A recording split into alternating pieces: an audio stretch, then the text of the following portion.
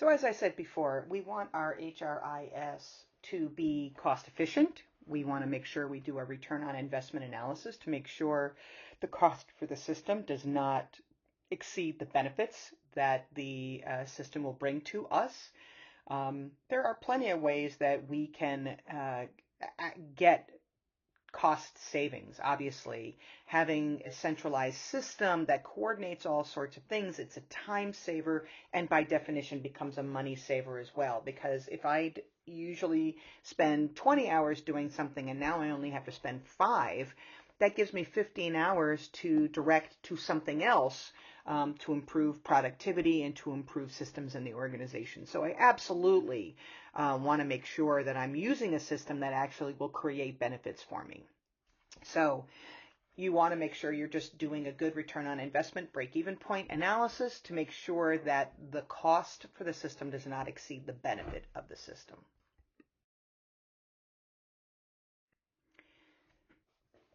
As you probably know, the field of HR has really changed rapidly, and we know now that people who have greater expertise with human resource information systems are more likely to have successful metrics and analytics programs and be more successful using those HRISs to help them make data-driven decisions.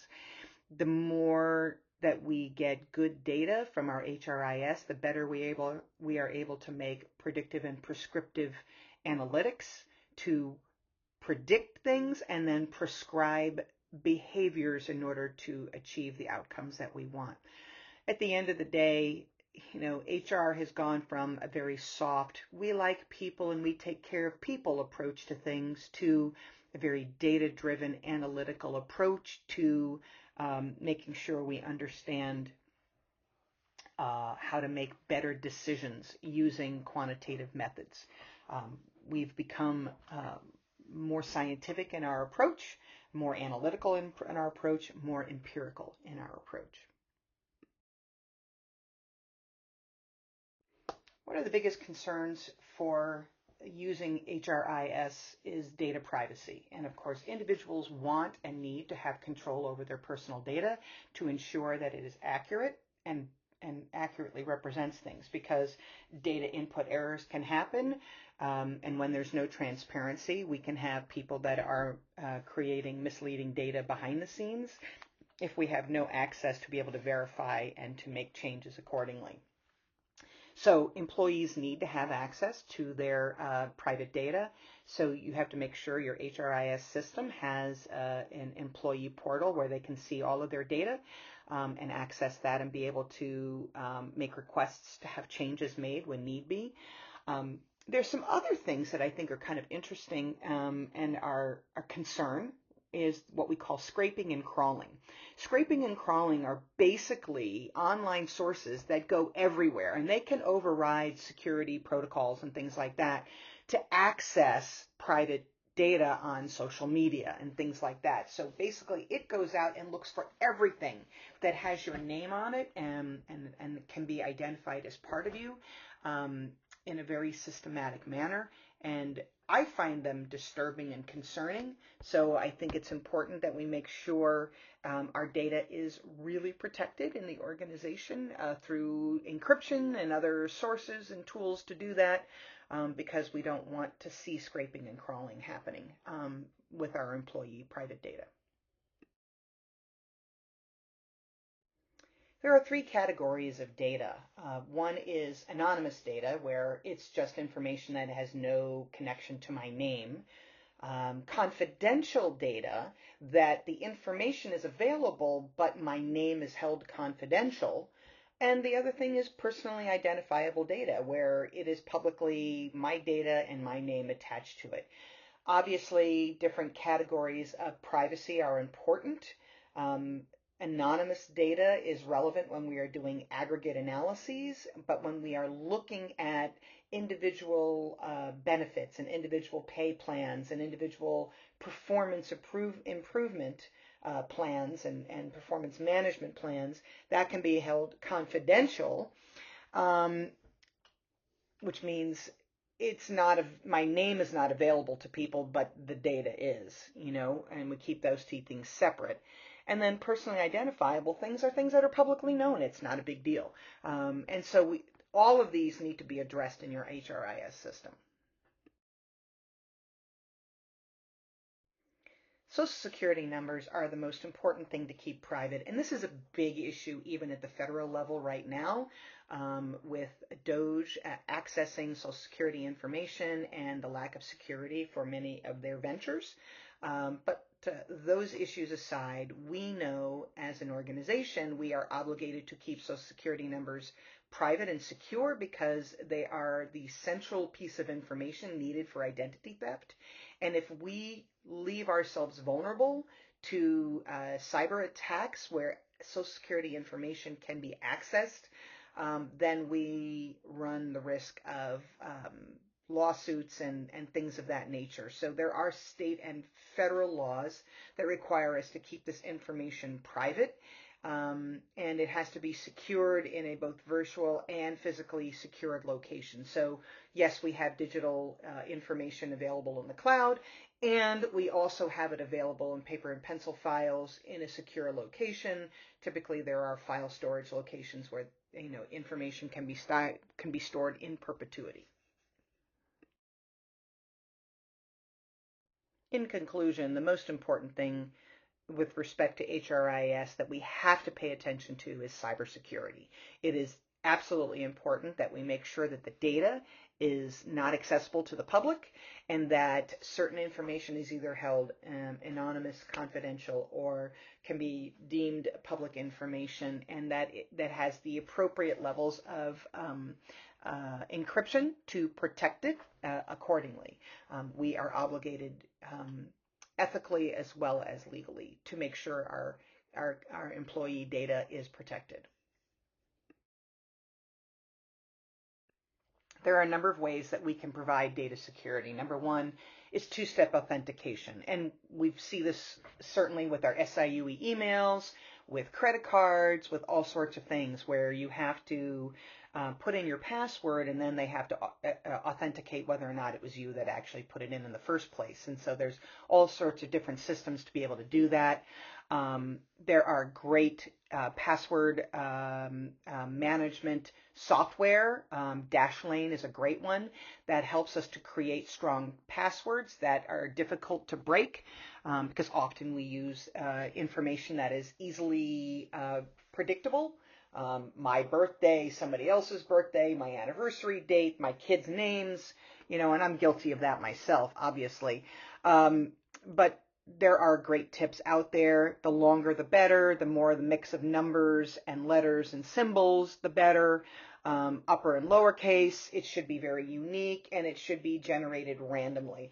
And it's hard to remember those things, right? So we have programs like Dashlane that are out there that help us to keep track of those passwords and then be able to use them to log into locations. And then their password for Dashlane is under like a double or triple authentication program.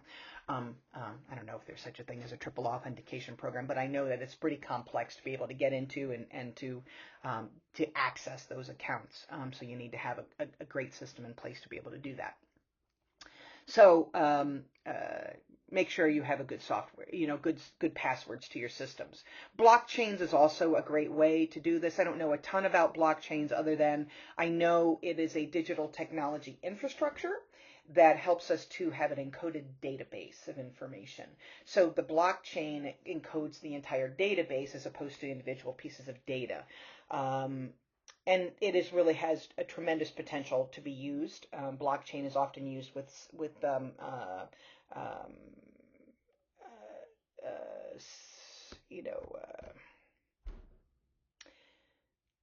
cryptocurrency. I couldn't think of the word. Blockchain is used for cryptocurrency because it needs to be held secure. But it can also have tremendous applications for HR functions. Everybody needs to be trained on how to access data, how to protect data, how to make sure and recognize when there's data breaches, and we have a system in place to be able to manage that. If you are developing your HRIS for the first time, or if you're upgrading it, obviously, there needs to be internal folks who take the lead on at least understanding what attributes your HRIS needs. Even better, though, if you can afford it, is to bring in a consultant that specializes in this information, because that consultant then has an understanding of what has worked for other companies and what can be integrated and what might be challenging to integrate. More importantly, you need stakeholder and management buy-in, right? So we want to make sure we have a user-friendly system. So stakeholder buy-in is important. They need to know that this will make their life easier, not more complex. That's not to say there aren't individuals that are technology illiterate or technology phobic. They don't like using technology, and so they're going to add resistance to any plan to automate things. However, the majority of people, if you provide for them easy training, documentation, how to use something to demonstrate that it will make their life easier by giving them access to information that they may not have had before, or easier access to things that was more difficult before, that is the approach we want to take. And we want to, they will be more likely to buy in. So we've got to make sure the majority of people buy in as stakeholders.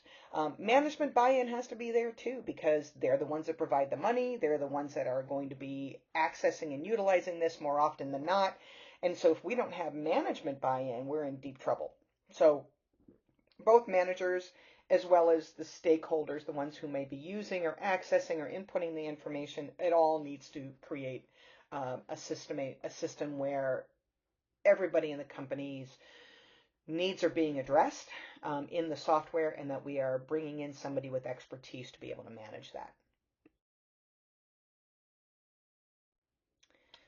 Like in any kind of planning system, obviously the system needs to meet your current needs, but it also needs to be flexible and adaptable enough that if you needed to expand, if you needed to add and change things, it can easily be done. If you create something that it's at its maximum capacity already, you're going to have to come back and spend more money to redesign something and create a system that's going to work for everybody. So your system needs to be flexible, it needs to be expandable, but it also still needs to meet your current needs with the opportunity and capacity to do more when needed. So we have to be thinking about how do we currently merge and join data, or how might we in the future want to merge and join data.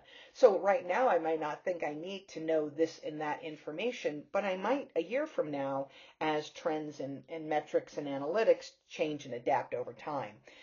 It's also important to know, what do the individual users need in terms of access to the information and how they can read it, and making sure that it's in a user-friendly format for them.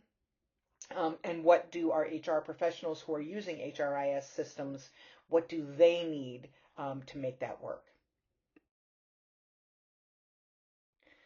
There are plenty of platforms on the market that we can use and adapt to our needs. And you can also create your own if you have the technological skills and the resources and ability to do that in-house. Certainly you can do that. But the goal of any platform that you use from the HRIS side of things is it needs to integrate with the systems you already have in place in your organization. It needs to be integrated seamlessly, easily, so that the data can be transferred across boundaries. Access from accounting can be over here. Access from finance or marketing can be used here. Access from sales data can be used in the HRIS, whatever it is. So all of that needs to be integrated well. And it has to be unique and specific to your needs. Why have a system with information that you don't ever use and will never use because it's not relevant for you and your industry and your company, but have that information there anyway. So you want it to be customizable to your unique needs. And you want to make sure that you're evaluating all your platforms against what those specific needs are. So as long as you are clear what you need and then can assess the information relative to what you need, that's the end goal. Every system, needs to be designed with the proper logic behind it.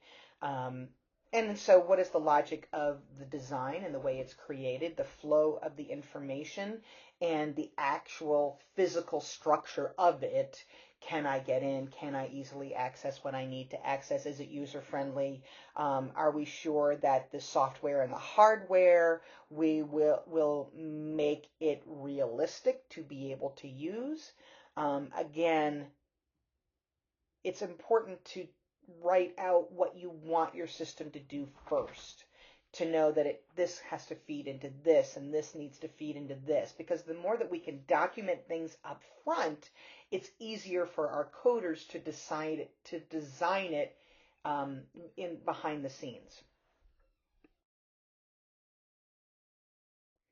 Whether you're choosing somebody who's going to write the software for you or you're going to use something that is on the market already, make sure you choose a vendor that is willing to give you all the details you need in terms of accessibility, design, access, integration, data. Find a company that is got expertise in your industry or in the size of your company. What large companies can do is very different than what small companies can do and what they need. So we need somebody who has expertise in that area, and those can be among the important questions you can ask somebody. That you want to make sure you've got your request for proposals and have a group of people who are able to understand and read those proposals and know what is accessible and what's feasible and can judge those accordingly. But the goal is, of course, you always want to see it in action. You want to know what it can and can't do, and you want to be clear what the program can do. It can be expanded to be able to do if and when you need it.